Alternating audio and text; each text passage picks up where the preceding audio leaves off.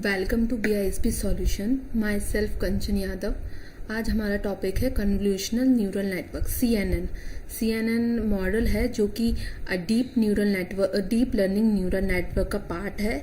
ठीक है, इसके थ्रू हम कंप्यूटर विजन प्रॉब्लम को सॉल्व करते हैं। कंप्यूटर विजन मतलब जो कि हमारी इमेज से प्रॉब्लम हो या फिर हमारी वीडियो और इस तरीके की प्रॉब्लम्स को हम CNN मॉडल के थ्रू सॉल्व करते हैं। ठीक है, अब कंप्यूटर विजन प्रॉब्लम क्या होती हैं? यहाँ पे फोर टाइप्स की कंप्यूटर विजन प्रॉब्लम होती है। Binary classification, object detection, multi classification and segment. तो बाइनरी क्लासिफिकेशन क्या होती है? जिसमें हमारे पास दो कैटेगरी की इमेजेस हों। ठीक है, जहाँ पे हमारे पास दो कैटेगरी की इमेजेस हों जिसमें हमें आउटपुट एक या अनदर, ठीक है, इन दोनों 1 और 2 सेकेंड, इन दोनों में से किसी एक आउटपुट की रिक्वायरमेंट हो तो वो हमारी बाइनरी क्लासिफिकेशन प्रॉब्लम्स में आता है। ठीक है, ऑब्जेक्ट डिटेक्शन क्या प्रॉब्लम होती है? मान लीजिए हमारे पास कुछ ऐसी इमेज है जिसमें से हमें पर्टिकुलर ऑब्जेक्ट को डिटेक्ट करना है, देखना चाह रहे हैं कि हम वो ऑब्जेक्ट क्या है। ठीक है, तो इस टाइप की प्रॉब्लम्स को हम ऑब्जेक्ट डिटेक्शन प्रॉब्लम कहते हैं। थर्ड वन है multi class classification. Multi class classification problem होती है जिसमें मोर देन दो से ज़्यादा कैटेगरीज की इमेजेस हो हमारे पास जिसको हमें रिकॉग्नाइज करना है। ठीक है, जैसा कि यहाँ पे हमारे पास 3 टाइप्स की कैटेगरी है, शूजी, स्टीक एंड पिज्ज़ा। ठीक है, इस टाइप की प्रॉब्लम्स को जिसमें हमारे पास मोर देन 2, एक से ज़्यादा, एक या 2 से ज़्यादा हमारे पास कैटेगरी हों इमेजेस की, तो वो कंडीशन हमारी मल्टी क्लासिफिकेशन प्रॉब्लम में आती है। ठीक है, सेगमेंट क्या होता है? डिफरेंट सेक्शन ऑफ इमेजेस, जिसमें हमें एक इमेज में बहुत सारे सेक्शन हो। ठीक है, उस टाइप की प्रॉब्लम्स के लिए भी हम CNN का यूज़ करते हैं। ये इस टाइप की प्रॉब्लम्स को हम कंप्यूटर विजन प्रॉब्लम कहते हैं जो कि हम CNN मॉडल के थ्रू रिजॉल्व करते हैं। ठीक है, तो वो कैसे करते हैं? हम कंप्यूटर विजन प्रॉब्लम को इनपुट आउटपुट में कैसे पास करते हैं? जैसे हमारे पास ये मल्टी कैटेगरी की एक हमने डेटा लिया है जिसमें 3 कैटेगरी की इमेजेस हैं। ठीक है, तो हम इसको एज अ इनपुट प्रोवाइड करेंगे। तो वो कैसे ले इमेज को? तो मॉडल पाइटॉर्च हमारा इमेज प्रोसेसिंग पे वर्क नहीं करता, उसको क्या करता है? प्रोसेस करता है और उसको टेंसर फॉर्मेट में बदलता है, टेंसर नंबर फॉर्मेट में कन्वर्ट करता है। तो वो कैसे करता है? इसकी इमेज की हाइट और ब्रेथ पिक्सल के फॉर्मेट में उसको pixel plus colour channel, colour मतलब ये ब्लैक एंड वाइट इमेज होती तो इसका कलर चैनल क्या होता? 1 होता, बट ये कलर्ड इमेज है इसलिए इसका चैनल 3 है।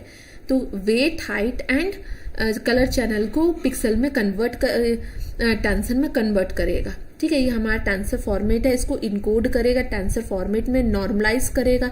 नॉर्मलाइज कैसे होता है? हमारे -1 से लेके 1 तक की वैल्यू में हम उस वैल्यू को चेंज करते हैं जिससे हमारा मॉडल को आसान हो उसको प्रोसेस करने के लिए। ठीक है, फिर हम उस डेटा को एज अ इनपुट हमारे मॉडल में अप्लाई करेंगे। ठीक है, देन वो प्रोसेस करेगा और हमें एक आउटपुट देगा। वो आउटपुट भी हमारा टेंसर फॉर्मेट में ही होगा, उसको फिर हम ओरिजिनल फॉर्मेट में कन्वर्ट करेंगे। ठीक है, इस तरीके से ये कंप्यूटर विजन प्रॉब्लम सॉल्व होती हैं। अभी इमेज रिकॉग्नाइज वर्क कैसे करता है? इमेज रिकॉग्नाइज यूज करने के लिए हम CNN मतलब कन्वोल्यूशनल न्यूरल नेटवर्क का यूज करते हैं। उसमें मतलब हम इमेज देंगे। यहाँ पे हमने एक इमेज दी है वर्ड की, जिसको इमेज कैसे वो लेगा, पिक्सल को लेगा, इमेज के पिक्सल को लेगा एज अ इनपुट डेटा। ठीक है, इनपुट डेटा पिक्सल को लेगा, देन उसको टेंसर में बदलेगा और इनपुट लेवल में वो डेटा हम देंगे, है ना। देन फिर हम इसमें हिडन लेबल क्रिएट करते हैं। वो प्रोसेस करता है डेटा को, देन वो आउटपुट लेवल में डेटा पास करता है। ठीक है, ये सारा इंटरकनेक्ट रहता है। ठीक है, आउटपुट लेवल में डेटा पास करता है और वो हमें प्रिडिक्ट करता है कि वो जो हमने इमेज दी है वो डॉग की है, वर्ड की है या कैट की है। ठीक है, इस तरीके से इमेज रिकॉग्नाइजेशन वर्क करता है।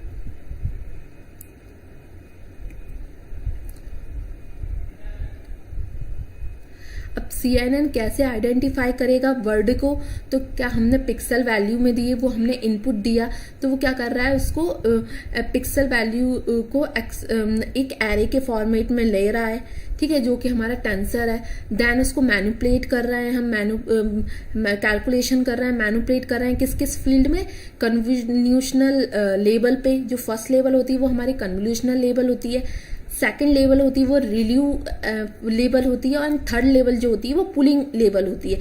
ये 3 मेन लेवल्स होती हैं CNN को अप्लाई करने के लिए, CNN को अप्लाई करने के लिए, ठीक है। इस तरीके से ये 3 लेवल को पास करने के 3 लेवल को पास करने के बाद हम आउटपुट लेवल पर जाते हैं, जिससे वो फुली कनेक्टेड लेवल होती है, जिससे हम ये आइडेंटिफाई करते हैं उस पर्टिकुलर इमेज की कैटेगरी कि वो किस कैटेगरी की है। ये फुली कनेक्टेड लेवल में हम उस पर्टिकुलर उसकी कैटेगरी फाइंड करते हैं और उससे हम आउटपुट प्रिडिक्ट करते हैं, ठीक है। ठीक है, अब कन्वोल्यूशनल न्यूरल नेटवर्क क्या होता है? ये convolutional neural network deep learning neural network का एक टाइप है जो कि कंप्यूटर विजन के लिए यूज होता है। कंप्यूटर विजन क्या होता है? कंप्यूटर विजन आर्टिफिशियल इंटेलिजेंस का पार्ट है, जिससे हम कंप्यूटर को जो विजन डेटा होता है जैसे कि इमेज, ऑडियो, इसको प्रोसेस करते हैं, ठीक है।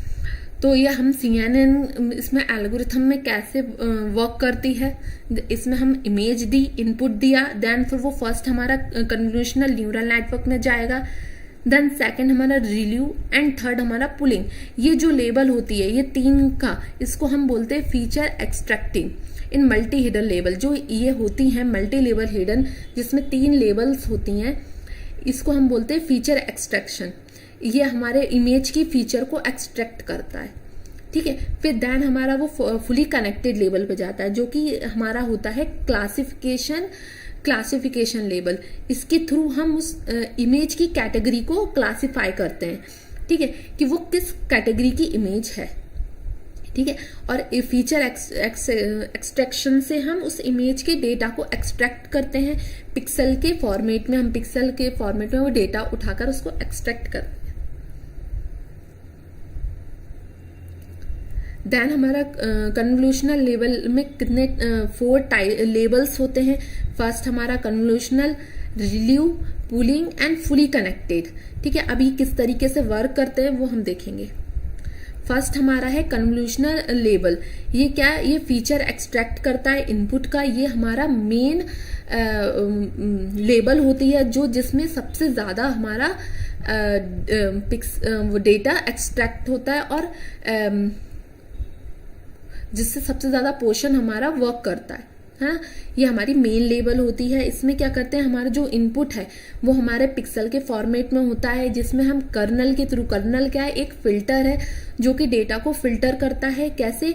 हम क्या करते हैं, हम कर्नल की कुछ वैल्यू देते हैं जैसे 2, 3, वो उस फॉर्मेट में मतलब हमने 3 दिया है, इसका मतलब 3x3 के मैट्रिक्स वो जनरेट करता है।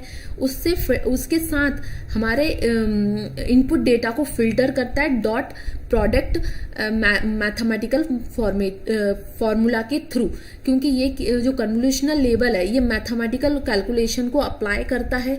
इसमें क्या होता है, डॉट प्रोडक्ट यूज होता है किसके बीच में? कर्नल एंड इनपुट डेटा के बीच में, ठीक है। इससे ये हमारा कन्वोल्यूशनल फीचर क्रिएट करता है। हर 3x3 का एक मैट्रिक्स क्रिएट होता है जो कि हम कर्नल में डिफाइन करते हैं कि हमें 2 देना है या 3 देना है, ठीक है। वो उसका मैट्रिक्स उठाता है और देन उसमें कर्नल मैट्रिक्स और जो हमारी एक्चुअल इनपुट डेटा है उसके बीच में हमारा डॉट प्रोडक्ट फंक्शन अप्लाई होता है और उससे कैलकुलेट होकर वो आउटपुट हमारा निकलता है, जिससे हमारी ये कन्वोल्यूशनल लेवल इनपुट फीचर हम एक्सट्रैक्ट करते हैं, ठीक है। सेकेंड लेवल हमारी होती है फिर रिल्यू लेवल। रिल्यू लेवल हमारा क्या होता है? ये एक्टिवेशन फंक्शन है। इसके थ्रू हम जो ये वैल्यू क्या करता है कि ये जो कि नेगेटिव वैल्यू होती है उनको जीरो में कन्वर्ट करता है। और ये हम क्यों यूज करते हैं, जो हमारी नॉन लीनियर प्रॉब्लम्स होती हैं, मतलब जो नॉन लीनियर नेटवर्क है, जैसे हमने देखा था लीनियर नेटवर्क क्या होता है, जो कि हम ग्राफ किया है हमने, जो स्ट्रेट लाइन में हमारा डेटा शो करता है वो हमारी लीनियर डेटा होता है। बट जो इमेज पार्ट होता है ये पिक्सल पे काम करता है, कलर चैनल पे काम करता है, ठीक है। तो ये हमारा नॉन लीनियर डेटा होता है, इसका कुछ ऐसा डेटा नहीं है जो एक लाइन पर इसको लीनियर लाइन पर ये प्लॉट हो सके। तो इस जो नॉन लीनियरिटी डेटा होता है उसको प्रोसेस करने के लिए हम रिलीव एक्टिवेशन फंक्शन का यूज करते हैं, जो हमारा कहलाता है रेक्टिफाइड रिलीव लेबल, है ना। इस तरीके से वर्क करता है और ये कुछ एक स्ट्रेट हमारा जीरो और इस तरीके का हमें कर्व शो होता है, क्योंकि जो हमारी नेगेटिव वैल्यू होती हैं वो ऑटोमेटिकली जीरो में कन्वर्ट हो जाती हैं, ठीक है। ये हमारा कन्वोल्यूशनल के बाद हम इसको अप्लाई करते हैं। कन्वोल्यूशनल से फीचर मैपिंग करने के बाद हम इसको अप्लाई करेंगे, ठीक है। देन हमारा थर्ड होता है पुलिंग लेबल। पुलिंग लेबल क्या करता है, ये रिड्यूस करता है इमेज के साइज को, ठीक है, मेंटेन करता है इमेज के साइज को। जिस कॉमनली इसमें दो रिलीव पुलिंग फंक्शन यूज होते हैं, max pulling and average pulling. Max pulling क्या होता है, मैक्सिमम वैल्यू पुल करता है, और एवरेज पुलिंग क्या करता है, एवरेज वैल्यू पुल करता है। वो कैसे, देखिए मान लीजिए हमारे पास एक इमेज है, उसकी ये पिक्सल वैल्यूज है, ठीक है। हमने यहाँ पे पिक्सल में कुछ वैल्यू पुट है, ठीक है। तो ये क्या करेगा, हमें यहाँ पे देना पड़ता है एक, हम वहाँ पे जब भी हम मॉडल क्रिएट करते हैं वहाँ पे हमें देना होता है कि वो कौन से मैट्रिक्स में वो वैल्यू उठाए, 2 के 3 के, ठीक है। हमने मान लीजिए 2 पास किया तो ये 2x2 के मैट्रिक्स में डिवाइड हो जाएगा, ठीक है। फिर ये फर्स्ट जैसा मैट्रिक्स है, हमने मैक्स पुलिंग किया है, तो मैक्स पुल किया है इसका मतलब फर्स्ट 2x2 के मैट्रिक्स में से वो मैक्सिमम नंबर को पुल करेगा, ठीक है, फर्स्ट में पुट कर देगा। सेकेंड 2x2 के मैट्रिक्स में वो मैक्सिमम वैल्यू पुट करेगा जो कि 30 है, और वो सेकेंड पोजीशन में पुट कर देगा। थर्ड वैसे ही हमारा यहाँ थर्ड बॉक्स में वो 2x2 के मैट्रिक्स में से मैक्सिमम वैल्यू पुल करेगा, देन उस पोजीशन पे पुट कर देगा। इस तरीके से हम साइज को, इमेज की साइज को रिड्यूस करते हैं। सेम हमारा एवरेज पुलिंग है। यदि हम एवरेज पुलिंग यूज करते हैं तो वो 2x2 के मैट्रिक्स में से वो उन चारों वैल्यूज का एवरेज निकालेगा और उस पर्टिकुलर वैल्यू पोजीशन पे उसकी एवरेज वैल्यू पुट कर देगा, ठीक है। इसी तरीके से हमारी 4 वैल्यू पुट हो जाएंगी, ठीक है, एवरेज पुलिंग में भी और मैक्स पुलिंग में भी। ये क्या करता है, ये साइज को रिड्यूस करता है, इमेज की साइज को, ठीक है। देन हमारी लेबल आती है फुली कनेक्टेड लेबल। ये क्या होती है, ये हमारी फाइनल लेबल होती है। इससे क्या होता है, हमारा सेम वही प्रोसेस है जो कि हमारी पुरानी एल्गोरिथम में था, कि ये एवरी न्यूरल्स को एक दूसरे से कनेक्ट करता है नेक्स्ट लेबल की न्यूरल्स को, ठीक है। ये हमारी फर्स्ट लेबल है, इसके न्यूरल्स फुली कनेक्टेड रहते हैं सेकेंड लेवल के न्यूरल्स से। सेम ऐसे ही थर्ड लेवल के न्यूरल से फुली कनेक्टेड रहते हैं। ये हम क्यों करते हैं, जैसे कि हमने इमेज को प्रोसेस कर लिया, प्रोसेस करने के बाद यहाँ तक हमने फीचर एक्सट्रैक्ट कर लिया, मतलब डेटा हमारा कन्वर्ट हो गया, हमें कुछ डेटा मिल गया। देन हम अब ये जानना चाहते हैं वो जो फीचर हमने एक्सट्रैक्ट किया है वो किस कैटेगरी का डेटा था, क्योंकि हमारे पास जो हिस्टोरिकल डेटा है, हम जो इमेज को दे रहे हैं वो हमने बहुत सारी इमेजेस दे रखी हैं अलग अलग कैटेगरी की। जैसे मान लीजिए हमने एनिमल डेटा लिया, ठीक है, हमने कुछ डॉग की, कुछ कैट की, कुछ बर्ड की इमेजेस हमने अलग अलग फोल्डर में हिस्टोरिकल डेटा हमने अपने मॉडल को दिया है, ठीक है। तो जिस फोल्डर का नाम हमने डॉग रखा है उसके अंदर डॉग की हर तरीके की डॉग की अलग अलग पिक्चर्स उसमें स्टोर है, ठीक है। सेकेंड फोल्डर में हमने कैट की अलग अलग तरीके की पिक्चर्स स्टोर कर रखी हैं। जब हमारा मॉडल को हमने ये ट्रेन कर लिया कि वो इमेज को के डेटा को, पिक्सल की वैल्यू को पहचान ले। ठीक है, उसने वैल्यू पहचान ली, उसके बाद अब वो उसको ये काम करना है कि जो उसने वैल्यू पहचानी है, पिक्सल को, इमेज को पहचाना है, वो किस कैटेगरी की इमेज है। तो वो क्या काम करता है, वो कैसे हम फाइंड करते हैं, वो हम फुली कनेक्टेड लेवल से फाइंड करते हैं। ठीक है, उस पर्टिकुलर इमेज की कैटेगरी फाइंड करते हैं। ठीक है, तो इस तरीके से हम ये जो इमेज है जिसकी हम पूरी फीचर एक्सट्रैक्ट कर चुके हैं, उसको फुली कनेक्टेड लेवल में पास करते हैं और उससे उसकी कैटेगरी, वो क्या नाम की वो इमेज थी, उसको उठाते हैं। तो हमारा क्या आइडेंटिफाई किया, बर्ड जो हमने इमेज दी थी वो एक बर्ड की इमेज है। ठीक है, इस तरीके से ये फुली कनेक्टेड लेबल काम करता है। ठीक है, और हमारा मॉडल इसी तरीके से काम करता है। इसमें 4 लेवल होते हैं, convolutional, ReLU, pooling and fully connected. ठीक है, अब हम इसको प्रैक्टिकली कैसे करेंगे वो देखते हैं। ठीक है, ये हमारा एक प्रोग्राम बना हुआ है, हम इसी को देखेंगे। हमने वो जो इम्पोर्टेंट लाइब्रेरीज हैं वो इंपोर्ट की हैं। तो हमने टॉर्च लाइब्रेरी इंपोर्ट की है, क्योंकि हम जो फॉर्मेट है वो टॉर्च यूज़ करते हैं। जो भी इमेज है उसको फॉर्मेटिंग करेंगे टॉर्च में, इसलिए हम टॉर्च लाइब्रेरी का यूज़ कर रहे हैं। torch.nn क्या है, न्यूरल नेटवर्क। ये हमारी एक लाइब्रेरी क्रिएटेड है जिसके अंदर हमारे सारे मॉडल्स, न्यूरल नेटवर्क के मॉडल्स और उसकी मेथड्स वगैरह स्टोर है। इसके यूज़ करने से हम उनको यूज़ कर पाएंगे। ऑप्टिम का यूज़ हम ऑप्टिमाइजेशन को कॉल करने के लिए करेंगे, जिससे हम अपने डेटा को ऑप्टिमाइज कर सकें, उसके पैरामीटर्स को चेंज कर सकें। ठीक है, टॉर्च विजन ये हमारा कंप्यूटर विजन प्रॉब्लम के लिए हम इस लाइब्रेरी का यूज़ करते हैं। इसके थ्रू हम डेटा उठाते हैं, डेटा को ट्रांसफॉर्म करते हैं, मॉडल को बिल्ड करते हैं। ठीक है, देन हमारा डेटा लोडर का यूज़ करते हैं हम, जो डेटा हमने उठाया है उसको अपने को लोड करने के लिए।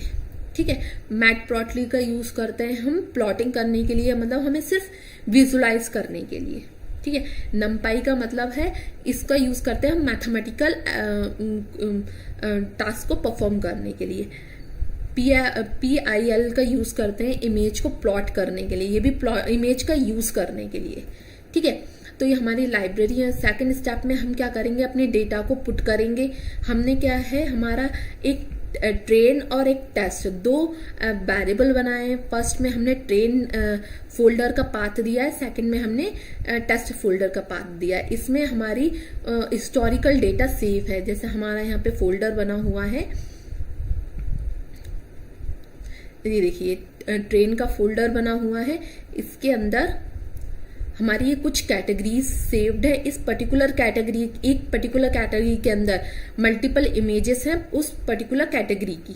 ठीक है, जो हिस्टोरिकल डेटा हमने अपने सिस्टम मॉडल को देंगे कोई न्यू इमेज को प्रिडिक्ट करने के लिए। जैसे हमारे यहाँ पास बिल्डिंग, एक हमने बिल्डिंग कैटेगरी क्लास बनाई है जिसके अंदर हम मल्टीपल बिल्डिंग्स की फोटो हैं, वो किसी भी तरीके की फोटो हो सकती है, हैंड रिटन बिल्डिंग का इमेज हो सकती है, कोई बिल्डिंग की इमेज क्लिक की हुई हो सकती है, इस टाइप से। सेम फॉरेस्ट का, माउंटेन, सी एंड स्ट्रीट, इस तरीके से हमारी 6 हमारी क्लासेस हैं, कैटेगरी हैं। ठीक है, इसके अकॉर्डिंग हम डेटा को प्रिडिक्ट करेंगे। तो हमने यहाँ पे ट्रेन का फोल्डर दे दिया है, टेस्ट का फोल्डर दे दिया है, जिसमें से हमें वो डेटा को यूज़ करना है। ठीक है, फिर ट्रांसफॉर्म क्या करता है, हमने ट्रांसफॉर्म एक कंप्यूटर विजन की लाइब्रेरी है, इसको हम यूज़ किए हैं, जिसके थ्रू हम अपने इमेज को रीसाइज करेंगे। मतलब जो इमेज है वो हो सकता है किसी भी साइज की इमेज हो, ज़रूरी नहीं है कि हमारे अकॉर्डिंग साइज हो, तो हम उसको अपने अकॉर्डिंग उस साइज को चेंज करेंगे, जिससे कि हमारा मॉडल इजी हो उसको सॉल्व करने के लिए। तो हमने यहाँ पे दिया 32। ठीक है, उसकी रिसाइज किया है, उसका फॉर्मेट हमें टेंसर में कन्वर्ट करना है, क्योंकि हमें पता है कि हम जो पाइटॉर्च है वो टेंसर फॉर्मेट को यूज़ करता है। ठीक है, ये हमने ट्रांसफॉर्म किया। फिर हमने एक ट्रेन डेटा सेट नाम से एक वेरिएबल बनाया, उसको डेटा सेट हमने एक कीवर्ड यूज किया जो कि टॉर्च का है, ठीक है। इसमें इमेज फोल्डर हमने डाला जिसके थ्रू हम इसमें दिए हुए इमेज को यूज करेंगे, और यहाँ पे हमने उस रूट की डायरेक्ट रूट जो उसकी लोकेशन है उसको सेव किया, मतलब पास किया, जो कि हमने उस वेरिएबल में दिया था, ठीक है। फिर उसको ट्रांसफॉर्म किया है, जो कि हमने ट्रांसफॉर्म वेरिएबल में जो डेटा पास किया था वो उस डेटा को ट्रांसफॉर्म कर देगा। इस तरीके से हम डेटा सेट क्रिएट करते हैं, ठीक है। तो हमने ये डेटा सेट क्रिएट कर लिया। सेम हमने ट्रेन का डेटा सेट लोड किया है। जब यहाँ पे डेटा सेट क्रिएट हो गया उसके बाद हम लोड करते हैं, तो लोड करने से वो डेटा सेट लोड होता है, ठीक है। तो हमने यहाँ पे जो ट्रेन किया हुआ डेटा सेट था उसको ट्रेन डेटा का डेटा सेट था वो यहाँ पे अप्लाई किया। बैच साइज दिया 64। बैच साइज क्यों देते हैं, मतलब वो उस पर्टिकुलर बैच साइज के अकॉर्डिंग उस डेटा को प्रोसेस करेगा, ठीक है। तो ये हम प्रोसेस देते हैं, सफल देते हैं ट्रू। सेम हमारा टेस्ट के साथ है। टेस्ट डेटा सेट हमने लिया है, उसको डेटा सेट कीवर्ड के साथ हमने इमेज फोल्डर पास किया है, उसमें हमारा फोल्डर पास किया, उसको हमने ट्रांसफॉर्म किया। सेम हमने टेस्ट डेटा को लोड किया है, यहाँ पे हमने अप्लाई किया। सेम हमने बैच साइज 64 दिया। सफल यहाँ पे हमने भी ट्रू किया है डेटा को सफल करने के लिए, ठीक है। अब हम ये देख रहे हैं कि हमारा जो ट्रेन डेटा है उसमें कितनी क्लासेस है, मतलब क्या कितनी कैटेगरी का वो डेटा हमारे पास मौजूद है। तो हमने यहाँ पे उस वेरिएबल को कॉल किया है और डॉट हमने क्लास यूज किया है। तो उससे क्या होगा, हमारी उसके अंदर कितनी क्लास का डेटा है हमारे पास वो आएगा। तो हमने ये प्रिंट किया है, तो यहाँ पे हमारे पास बिल्डिंग, फॉरेस्ट और इस तरीके से 6 क्लासेस हमारे पास क्रिएट आई हैं, जिस क्लास का हमारे पास डेटा मौजूद है उस क्लास का, ठीक है। ये हमारा डेटा रेडी है मॉडल में अप्लाई करने के लिए। थर्ड स्टेप में हम मॉडल क्रिएट करेंगे। तो हम मॉडल क्या CNN नाम से एक मॉडल क्रिएट कर रहे हैं, ठीक है। या हम नाम कुछ भी दे सकते हैं अपने अकॉर्डिंग, बट हम इसलिए CNN दे रहे हैं क्योंकि हम इसमें CNN फॉर्मूला अप्लाई कर रहे हैं, ठीक है। हम यहाँ पे इनहेरिट कर रहे हैं NN.मॉडल को, मतलब NN के अंदर जो भी मॉडल्स हैं उनको यूज करने के लिए हम उसको इनहेरिट कर रहे हैं, है ना। इनहेरिट क्या करता है, यदि हमने यहाँ पे अप्लाई इसके अंदर हम इसके दिए हुए सारे मॉडल्स को अप्लाई कर सकते हैं, ठीक है। फिर हमने एक वेरिएबल बनाया convu1 एंड convu2। इस तरीके से हमने वेरिएबल बनाया है जिसमें हमने convu2d एक फॉर्मूला है जो कि हमारा NN मॉडल में क्रिएटेड है, उसको यूज किया है। यहाँ पे हमने फर्स्ट में हम अपना इनपुट साइज देते हैं। इनपुट साइज क्या होता है, जो कि हमारा इमेज का कलर चैनल होगा, ठीक है। यदि हमारी जो हमने इमेज देंगे वो ब्लैक एंड व्हाइट होगी तो यहाँ पे इनपुट साइज क्या होगा, 1 होगा। और यदि वो कलर्ड इमेज है तो यहाँ पे इनपुट साइज क्या होगा, 3 होगा कलर चैनल के हिसाब से, है ना। और यहाँ पे हमने क्या 32 हिडन न्यूरल्स का साइज दिया है 32, ठीक है। कर्नल साइज 3 दिया है। कर्नल साइज क्या, जो हमने देखा था कन्वोल्यूशनल लेबल में कर्नल हम बनाते हैं 3, मतलब 3x3 के मैट्रिक्स में वो कर्नल क्रिएट करेगा फिल्टर करने के लिए कन्वोल्यूशनल न्यूरल स्टेप में, है ना। कन्वोल्यूशनल लेबल में कर्नल 3x3 के मैट्रिक्स में क्रिएट करके वो फिल्टर करेगा। स्ट्रीड यूज करते हैं, ये क्या होता है, पुलिंग का लेबल होता है। जब हम पुल करते हैं तो वो कितना स्टेप उसको शिफ्ट होना चाहिए, तो 1 से शिफ्ट होना चाहिए, ठीक है।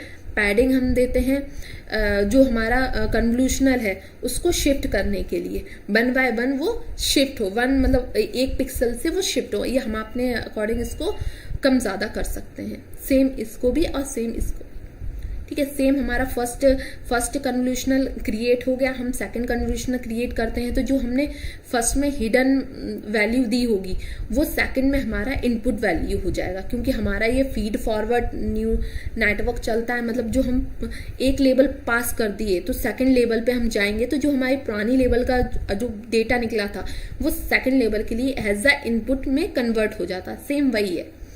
यदि यहाँ पे हमारा हिडन लेवल 32 था तो सेकंड में हमारा 32 एज अ इनपुट होगा, ठीक है।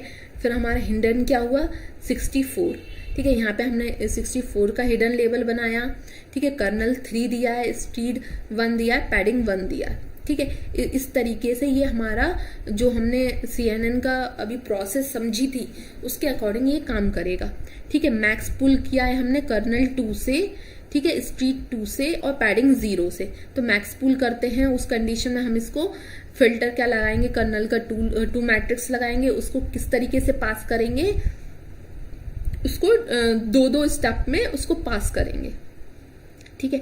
अब FC क्या होगी, FC मतलब फुली कनेक्टेड लेवल। यहाँ पर हमारा फीचर एक्सट्रैक्टिंग खत्म हो जाएगा CNN का, फिर यहाँ से हमारा फुली कनेक्टेड स्टार्ट होगा। तो फुली कनेक्टेड लेवल क्या होती है, उसके लिए हम लीनियर रिग्रेशन का यूज करते हैं। उसमें हमारा जो क्रिएट करते हैं न्यूरल्स, हमने न्यूरल्स क्रिएट किया, उसमें हमने न्यूरल्स दिया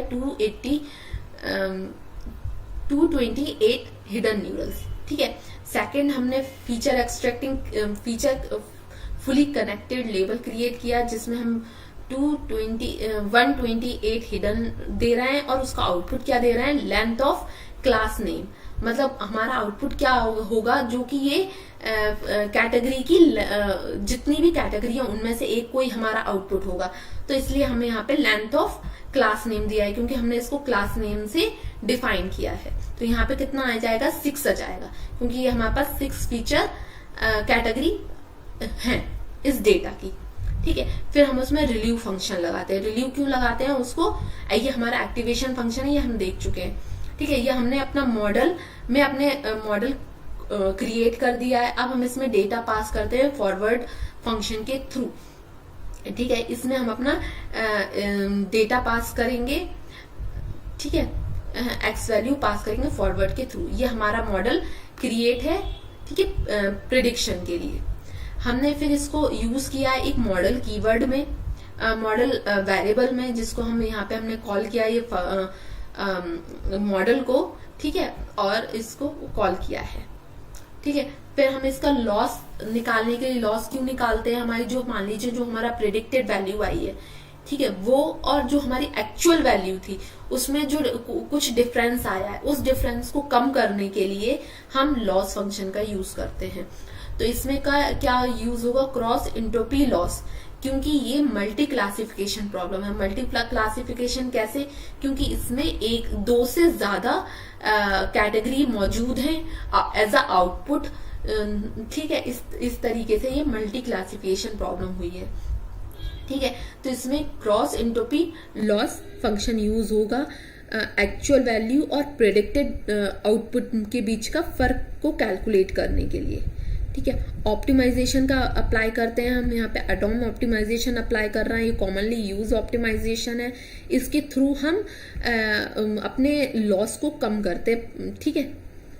देन हम अपने मॉडल को ट्रेन करेंगे। अब हमने ये मॉडल्स में मॉडल को कॉल कर लिया है, ठीक है, और ये हमने पैरामीटर्स कॉल कर लिए, ठीक है। अब हम इनको यूज करेंगे। तो हमने उसके लिए फंक्शन बनाया ट्रेन मॉडल नाम का, जिसमें हमने model, train data, loss function, optimisation function और इपॉक्स 5। इपॉक्स का क्या मतलब है, ये लूप, एक लूप है, ये कितनी रेंज तक वो रन करेगा, कितनी बार ये लूप चलेगा जिससे वो लॉस कम हो, ठीक है। हमें ये 5 टाइम्स रन करना है, ठीक है। हमने यहाँ पे ट्रेनिंग लूप का एक ब्लैंक डेटा दिया है जिसमें वो डेटा स्टोर होगा। यहाँ पे हम लूप रन कर रहे हैं, ठीक है। हम यहाँ पे लूप की रनिंग वैल्यू दे रहे हैं। हमने यहाँ पे ट्रेनिंग लोडर डेटा लिया है जिसमें आई और डेटा दोनों में अलग अलग हम वैल्यू ले रहे हैं। आई में हमारी इमेज आएगी और डेटा में हमारी वैल्यू आएगी, ठीक है। इस तरीके से हमने यहाँ पे लेबल और आउटपुट, इनपुट और लेबल्स को अलग अलग वैल्यू ले लिए, ठीक है। ऑप्टिमाइजेशन ग्रिड 0 हम कर रहे हैं कि ऑप्टिमाइजेशन फ्रेश स्टार्ट हो, फिर से स्टार्ट हो हर लूप पर, ठीक है। फॉरवर्ड पास क्या करता है हमारा, जैसे हमने आउटपुट एक वेरिएबल लिया जिसके अंदर हमने मॉडल में अपना इनपुट डेटा पास किया, ठीक है। तो इसमें क्या आएगा, हमारा प्रेडिक्टेड वैल्यू आएगी, ठीक है। फिर हम इस प्रेडिक्टेड वैल्यू और जो एक्चुअल लेवल थी उन दोनों को के बीच का लॉस निकाल रहे हैं लॉस वेरिएबल में, ठीक है। ये इसमें लॉस वेरिएबल में कुछ वैल्यू आ रही है तो ये बैकवर्ड में जाएगा, बैक प्रोपोगेशन अप्लाई होगा यहाँ पे, और हमारी प्रोसेस बैक में जाके हमारे मॉडल में फिर से डेटा पास करेगी। ठीक है। ऑप्टिमाइजेशन स्टेप क्या करेगा, उसमें पैरामीटर्स को चेंज करेगा, जो कि रैंडमली जनरेटेड पैरामीटर्स होते हैं उनको चेंज करेगा, जिससे हमारी प्रोसेस अच्छी हो और हमारे लॉसेस कम हो। ठीक है। यहाँ पे हमारा जो ये वेरिएबल था जिसमें हम लॉस दे रहे हैं उसको कैलकुलेट करने के लिए हमने ये लॉस निकाले हैं उसको दिखाने के लिए। ठीक है।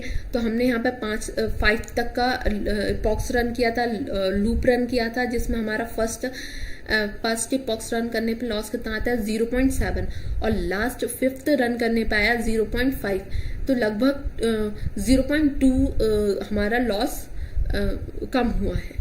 ठीक है। तो देन ये हम थर्ड स्टेप में क्या कर रहे हैं, उस लॉस को प्लॉट कर रहे हैं। सिर्फ ये विजुअलाइजेशन के लिए है, जिसमें हम ये बार क्या ये लाइन हमें क्या दिखा रही है, जब हमारा लॉस 0 मतलब इपॉक्स 0 था, हमने कोई लूप रन नहीं किया था, उस कंडीशन में हमारा लॉस ज्यादा था। जैसे जैसे हमने इपॉक्स रन किया है, जैसे जैसे 0 से इपॉक्स हमारा रन हुआ है, वैसे वैसे हमारा लॉस कम हुआ है। ये चीज हमारा ये ट्रेनिंग लॉस ओवर टाइम का हमारा डेटा शो कर रहा है। ठीक है। 8 में क्या है, evaluation of test data. Evaluation क्या, हम टेस्ट डेटा के ऊपर इवेल्युएट कर रहे हैं, मतलब हम अपने मॉडल की एक्यूरेसी चेक कर रहे हैं, किसको यूज करके, टेस्ट डेटा को यूज करके। हमने मॉडल डॉट इवेल्युएट मेथड को कॉल किया है, हमने करेक्ट और टोटल वैल्यू दी है, क्योंकि जिससे हम एवरेज वैल्यू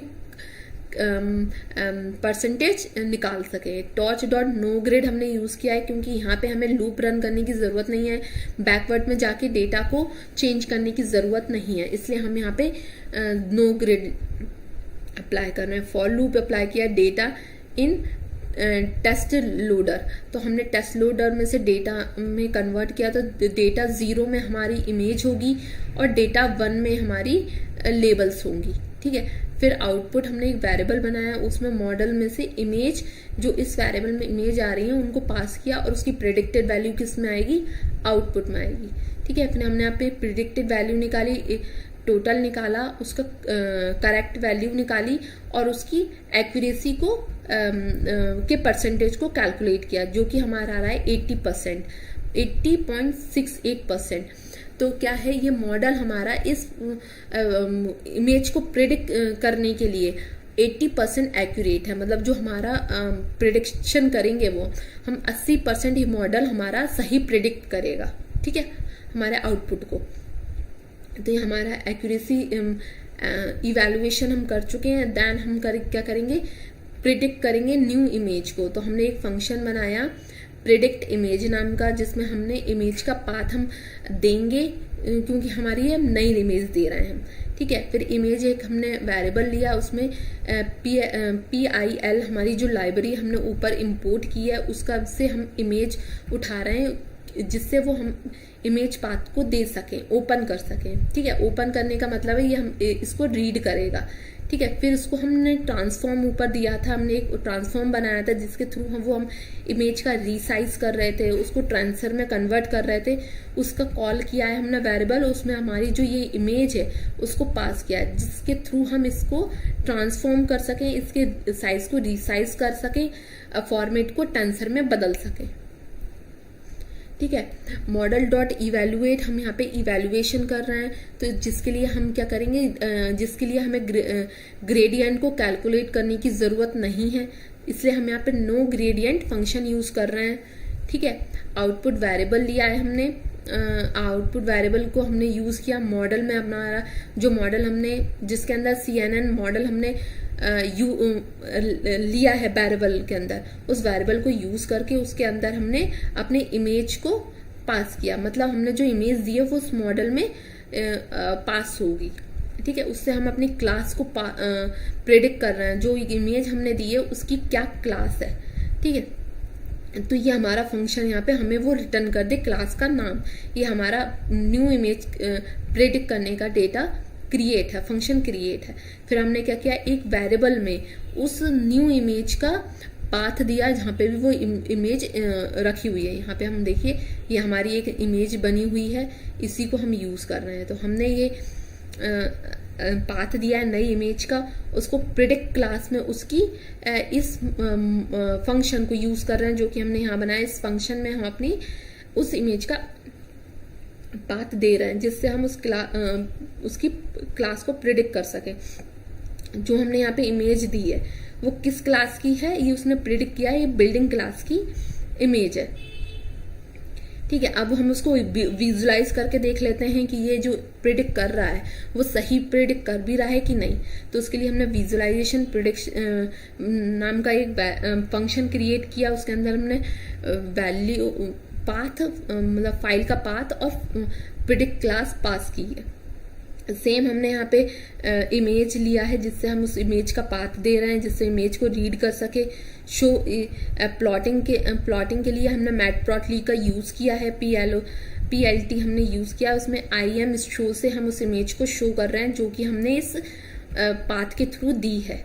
ठीक है, फिर टाइटल के थ्रू जो ये इसका ये हमने यहाँ पे फाइंड किया है इस फंक्शन के थ्रू, इसमें वो यहाँ पे हम डिस्प्ले कर रहे हैं एज ए टाइटल, तो हम इसको शो कर रहे हैं। ये फंक्शन हमने पूरा बनाया है मैटप्लॉटली के यूज से। तो हमने यहाँ पे अपना फंक्शन कॉल किया, उसके अंदर पाथ दिया, हमने उसमें प्रिडिक्ट क्लास दी। तो जो हमने इमेज दी थी वो हमारी ये इमेज थी, और जो प्रिडिक्ट आंसर प्रिडिक्ट आया बिल्डिंग, तो मतलब ये जो इमेज की उसने जो प्रिडिक्शन किया है वो एकदम सही प्रिडिक्ट किया है। ठीक है, जो हमारी इमेज है वो हमें भी समझ में आ रही है कि ये बिल्डिंग की इमेज है, और हमारे मॉडल ने भी सेम प्रिडिक्ट किया है कि ये बिल्डिंग की इमेज है। और ये कैसे उठाता है नाम, ये हमारे पास जो भी हम फोल्डर का नाम रखेंगे, जिस फोल्डर में दी हुई इमेज से ये इमेज मैच खाएगी। जैसे हमारी ये कुछ फोल्डर्स के नाम है, हर एक फोल्डर के अंदर उस नाम के अकॉर्डिंग इमेजेस हैं, तो उनसे वो चेक करके इस इमेजेस को टैली करता है कि किसके अकॉर्डिंग वो इमेजेस के पिक्सल मैच कर रहे हैं। ठीक है, तो उसका जो फोल्डर का नाम होता है वो फोल्डर का नाम वो एज अ प्रिडिक्शन वैल्यू में क्लास में देता है। इसलिए हमें हमेशा जो हिस्टोरिकल डेटा है वो हमें उसका जो फोल्डर है वो इमेज से रिलेवेंट नेम ही होना चाहिए, अदरवाइज वो हमें नाम वही देगा जो उस फोल्डर का नाम होगा। ठीक है, तो हमारा CNN मॉडल इसी तरीके से वर्क करता है। ये ज़्यादातर हमारा कंप्यूटर विजन प्रॉब्लम पे वर्क करता है जो कि इमेजेस के ऊपर काम करते हैं। ठीक है, थैंक यू फॉर टुडे।